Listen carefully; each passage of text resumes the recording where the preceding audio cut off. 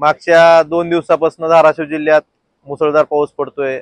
आपण बघतोय की सध्या बऱ्याच ठिकाणी पुलावरून पाणी जात आहे। माझी सर्व नागरिकांना ग्रामस्थांना विनंती आहे की कुणीही अशा पुलावरून जाणाऱ्या पाण्यात जाण्याची म्हणजे आपण जाऊ नये आणि आपले जे नुकसान झालं असेल शेतीचं विमा कंपनीच्या प्रतिनिधीशी संपर्क साधून तिथे आपण तक्रार नोंदवावी। तसेच मीही आज शासनाला विनंती करणार आहे की जे 2 दिवसात अतिवृष्टीमुळे शेती पिकाचं नुकसान झालंय याबाबत ही महसूलचे पंचनामे व्हावेत आणि आपण आपल्या स्वतःच्या पशुधनाची काळजी घ्यावी आणि कुणालाही काही अडचण आल्यास माझ्या नंबरशी संपर्क साधावा किंवा माझे जे पीए आहेत त्यांच्याशी संपर्क साधावा।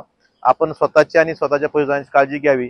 कुठेही समजा ज्या ठिकाणी आपल्या अडचणीचं जागा वाटते किंवा नदीच्या काठी असेल ओढ्याच्या काठी असेल अशा ठिकाणी थांबू नये हीच आपल्याला सर्वांना विनंती आहे। धन्यवाद।